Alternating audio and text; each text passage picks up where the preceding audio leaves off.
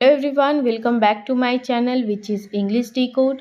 दोस्तों, आज फिर से एक नई स्टोरी लेकर आई हूँ। स्टोरी बड़ी ही इंटरेस्टिंग है, शॉर्ट स्टोरी है और इस स्टोरी के माध्यम से आज आपको बहुत सारे इंग्लिश के वर्ड्स और साथ ही ग्रामर के स्ट्रक्चर्स भी सीखने को मिलेंगे। तो अगर आप इस वीडियो पर पहली बार आए हैं तो प्लीज़ इस वीडियो को पूरा देखिएगा और अंत तक देखिएगा। चलिए शुरू करते हैं हमारे स्टोरी के टाइटल के साथ। देखिए, स्टोरी का टाइटल है थॉर्न्स एंड पेटल्स। इसका क्या मतलब होता है? थॉर्न्स का मतलब होता है कांटे और पेटल्स का मतलब होता है पंखुड़ियाँ। आपने देखे होंगे गुलाब के फूल। तो गुलाब के फूल के जो पत्ते होते हैं, वो बहुत सारे पत्ते मिलकर एक गुलाब का फूल बनता है, तो उन्हें पंखुड़ी कहते हैं, है ना। पंखुड़ी, बहुत सारी पंखुड़ियाँ मिलकर एक फूल बनते हैं, तो वही होते हैं पेटल्स। चलिए आगे बढ़ते हैं। A small boy was playing in the garden. अब देखिए, a small boy, एक छोटा लड़का खेल रहा था, was playing in the garden, garden में यानी कि बागीचे में। अब ये वाक्य कौन से टेंस का है? ये वाक्य है पास्ट कंटिन्यूअस टेंस का, क्योंकि यहाँ पे सब्जेक्ट के बाद was के साथ भी4 लगा है। आगे चलते हैं।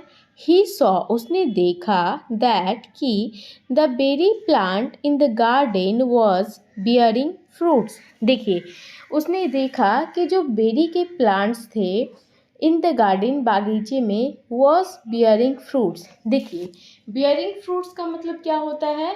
फल से लदे हुए। क्या होता है? फल से लदे हुए। तो उसने क्या देखा कि जो बेरी के पेड़ थे बागीचे में, वो फल से लदे हुए थे।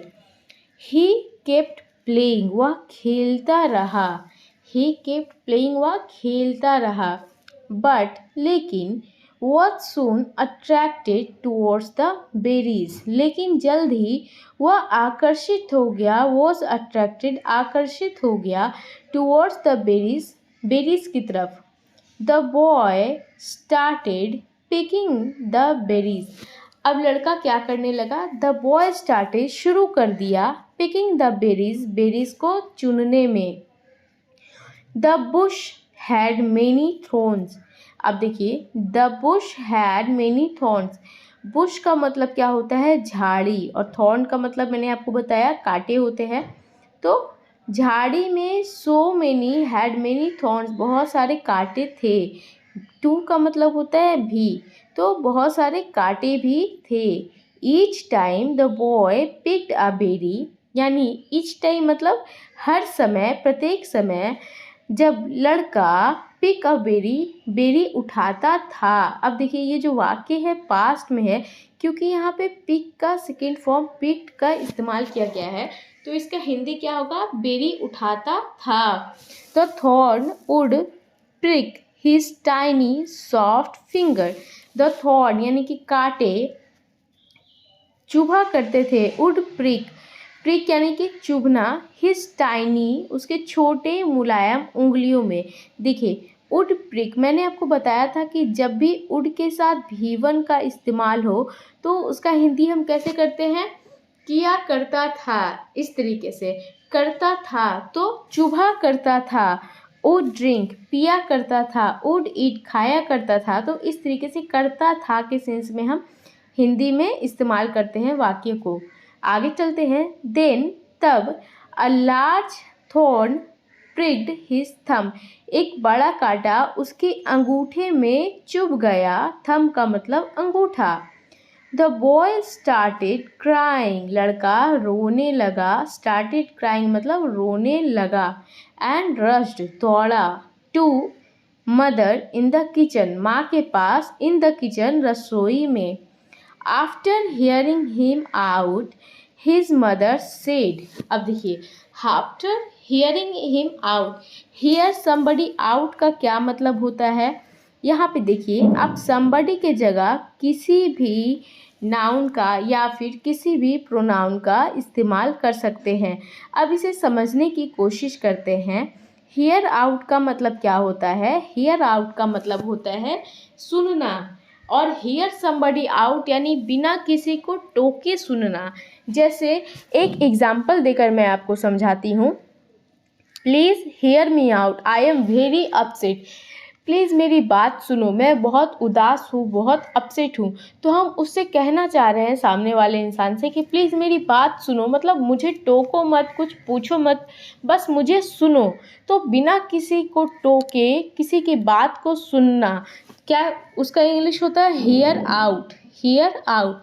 तो आफ्टर हियरिंग आउट, उसको सुनने के बाद हिज मदर सेड, उसकी माँ ने कहा, सन बेटा, to achieve something in life, जीवन में कुछ पाने के लिए, अचीव का मतलब क्या होता है, पाना, लाइफ का मतलब क्या होता है, जीवन या जिंदगी।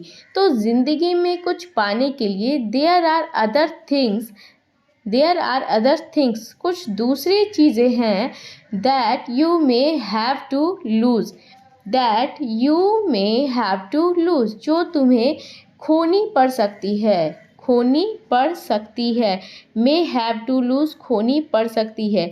अब देखिए इस तरीके से आप दूसरे स्ट्रक्चर्स, दूसरे वाक्य भी इस स्ट्रक्चर पे बना सकते हैं। जैसे एक वाक्य लेकर समझते हैं। जैसे यहाँ पे देखिए क्या लिखा है, you may have to lose, तुम्हें खोनी पड़ सकती है। You may have to earn, तुम्हें कमानी पड़ सकती है।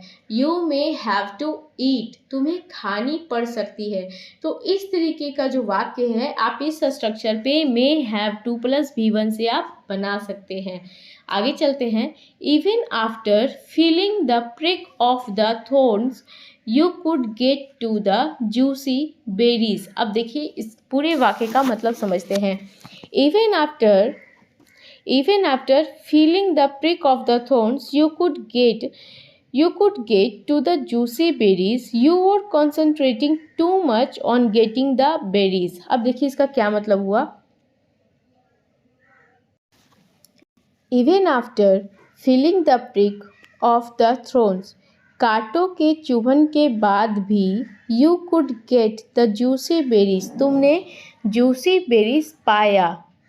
You were concentrating too much on getting the berries. अब देखिए you were concentrating too much, तुम बहुत ज़्यादा ध्यान केंद्रित कर रहे थे या बहुत ज़्यादा ध्यान दे रहे थे क्या पे, ऑन गेटिंग बेरीज, बेरीज पाने पे।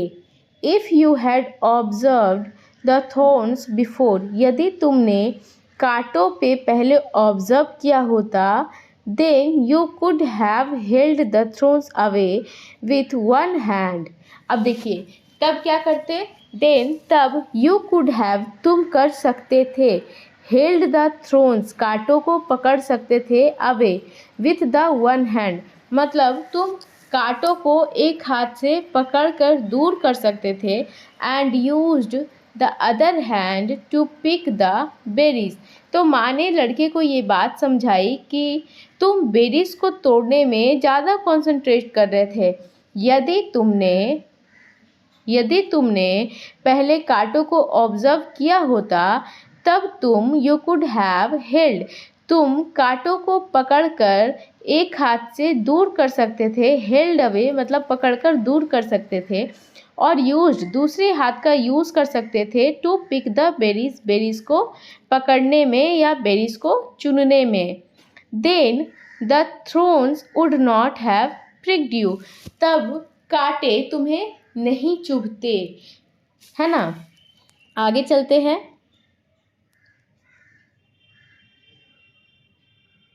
आफ्टर हियरिंग दिस एग्जाम्पल, ये एग्जाम्पल सुनने के बाद, ये उदाहरण सुनने के बाद, द लिटिल बॉय लर्नड, छोटा लड़का समझ गया, that one has to face many hurdles to achieve even the smallest success और गोल। यानी कि किसी को भी बहुत सारे हर्डल्स, बहुत सारे मुसीबतों का सामना करना पड़ता है, हैज़ टू फेस करना पड़ता है। मैंने आपको ये स्ट्रक्चर बहुत बार बताया है, हैज़ टू प्लस V1 का मतलब होता है करना पड़ता है। तो बहुत सारे मुसीबतों का सामना करना पड़ता है कुछ पाने के लिए, इवन द स्मॉलेस्ट सक्सेस और गोल, यहाँ तक कि छोटे सक्सेस, छोटी सफलता और गोल के लिए भी। तो दोस्तों ये थी हमारी आज की स्टोरी। यदि आपको पसंद आई हो तो प्लीज़ इसे अपने दोस्तों के साथ शेयर करें और मेरे चैनल को सब्सक्राइब करें, ताकि इस तरह के और भी बहुत सारे वीडियोस से आप बहुत सारे ग्रामर के पॉइंट्स और बहुत सारी वोकैबुलरीज और इसके साथ साथ इंग्लिश स्टोरी पढ़ना और समझना भी सीख सकें। आज के लिए बस इतना ही, मिलते हैं नेक्स्ट वीडियो में, तब तक के लिए धन्यवाद।